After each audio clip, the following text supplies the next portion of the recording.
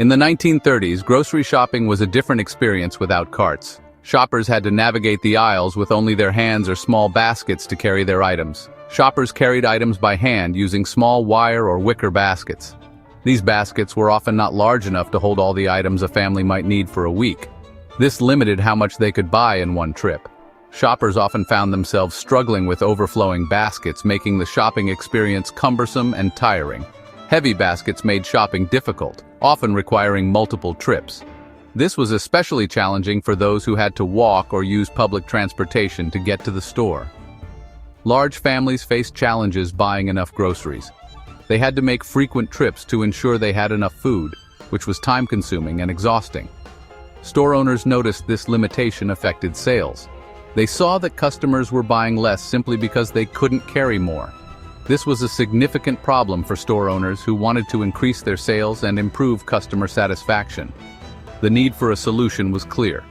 Store owners and customers alike were looking for a way to make the shopping experience more efficient and less physically demanding. Store owners saw potential sales walking out the door. They knew that if customers could carry more, they would buy more, leading to increased profits. How could stores help customers buy more comfortably? This question lingered in the minds of many store owners as they watched their customers struggle. The answer wasn't obvious, but the stage was set for innovation. Store owners and inventors began to brainstorm ideas that could revolutionize the shopping experience. A simple yet brilliant invention was about to change grocery shopping forever. The introduction of the shopping cart would soon transform the way people shopped, making it easier and more convenient to buy groceries. Sylvan Goldman, owner of Humpty Dumpty supermarkets, sought to improve the shopping experience for his customers. He was always on the lookout for ways to make grocery shopping more convenient and efficient. He noticed that shoppers were often struggling with heavy baskets, which limited the amount of groceries they could buy. This not only made shopping a cumbersome task, but also affected his business as customers couldn't purchase as much as they might have wanted. One evening in 1936, while sitting in his home, inspiration struck him from an unlikely source, a simple folding chair. The way the chair folded and unfolded sparked an idea in his mind. He envisioned a frame that could hold two baskets, mounted on wheels. This would allow customers to push their groceries around the store instead of carrying them, making the shopping experience much more pleasant and less physically demanding. This simple yet revolutionary idea would enable customers to push their groceries, not carry them. It was a small change that promised to make a big difference in how people shopped. Goldman quickly began sketching designs for his new invention. He was not an engineer, but his practical approach and understanding of customer needs guided him. He imagined a device that would be sturdy when in use, but could be easily folded and stored away when not needed. This would make it practical for supermarkets to store multiple carts without taking up too much space. His idea was to stack two wire baskets on a metal frame with wheels. This design would allow shoppers to place more items in their carts, thus increasing their overall purchases. This simple concept had the potential to revolutionize the shopping experience. It was a practical solution to a common problem, and Goldman was confident it would be a success. With the new shopping carts, customers could fill two baskets instead of just one, significantly increasing the amount of groceries they could buy in a single trip. This not only made shopping more convenient, but also boosted sales for the supermarket. Goldman, though not an engineer, had a keen understanding of customer needs. He observed how people shopped and realized that making the process easier would encourage them to buy more. He believed that this simple invention would encourage more shopping, as customers would no longer be limited by the weight of their baskets. They could now shop freely and comfortably. Sylvan Goldman's practical approach and inspiration led to a groundbreaking idea that would change the way people shopped forever. His vision and determination turned a simple folding chair into one of the most important innovations in retail history. With mechanic Fred Young, a skilled craftsman known for his innovative approach to problem-solving, Sylvan Goldman built the first prototype of what would become a revolutionary product in the retail industry. It was a simple yet ingenious design, consisting of a metal frame that held two wire baskets, and it featured wheels for easy movement, making it incredibly practical for shoppers. The design was inspired by the folding chairs of the time, allowing the cart to be easily folded for storage when not in use. Goldman, a visionary entrepreneur, called it the folding basket carrier and was excited about its potential to transform shopping. On June 4, 1937, he introduced this innovative cart in his Oklahoma City stores, hoping to make shopping easier and more efficient for his customers.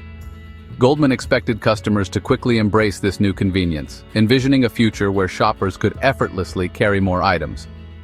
The design was functional, featuring a utilitarian metal frame that prioritized practicality over aesthetics. The arrangement of double baskets was intended to double the carrying capacity, aiming to boost sales by encouraging customers to purchase more items in a single trip. To help customers understand the benefits, stores displayed signs explaining how the cart could alleviate the burden of carrying heavy loads and make shopping more enjoyable.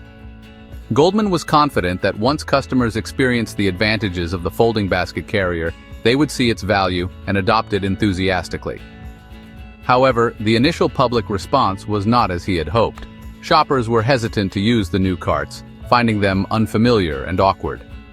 Despite the initial setback, Goldman remained optimistic, believing that with time and persistence, the folding basket carrier would eventually become an indispensable tool for shoppers everywhere. Despite Goldman's enthusiasm, the public was hesitant. Many ignored the new carts, sticking to familiar baskets. The wheeled frame seemed strange and unfamiliar. Men resisted, associating carts with baby carriages. Societal norms made them view carts as unmanly. Women compared them to strollers, feeling awkward. The design didn't immediately appeal to everyone. This skepticism was a setback for Goldman. He needed a strategy to overcome these prejudices. Simply providing carts wasn't enough. He had to change minds. Goldman devised a clever plan to change perceptions. He hired models to demonstrate cart use in stores.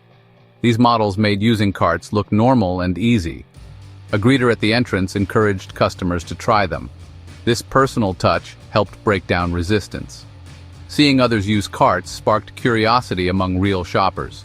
Gradually, more people gave carts a try. They discovered the convenience of shopping with a cart. Goldman's strategy of demonstration and persuasion succeeded. His invention was on its way to becoming a supermarket staple. With acceptance, carts evolved for better efficiency. Orla E. Watson's 1946 nesting cart design was a breakthrough. Carts could now telescope into each other for compact storage. This saved valuable floor space in stores. The single, larger basket replaced the two-basket system. It allowed easier organization and accommodated larger items. These changes made carts more user-friendly. The transition to nesting carts marked a significant step. Practicality and efficiency drove these early modifications. They laid the foundation for today's familiar cart design. Designers focused on enhancing comfort and convenience. The child seat, introduced in the 1950s, was a game-changer. It made shopping easier for parents with young children. Other features improved shopper comfort, like ergonomic handles. Better wheels allowed smoother movement across store floors. Plastic components were introduced for handles and bumpers. These refinements made carts more pleasant to use. The evolution was driven by shopper feedback and store needs. Carts became sophisticated tools for a better shopping experience. As carts became ubiquitous, security features emerged. Coin lock systems encouraged proper cart return.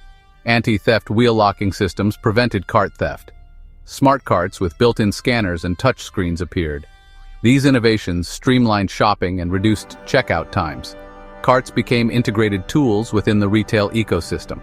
GPS tracking helped stores manage their cart fleets. Payment systems in carts could eliminate traditional checkout lanes. The evolution continues, driven by convenience and efficiency.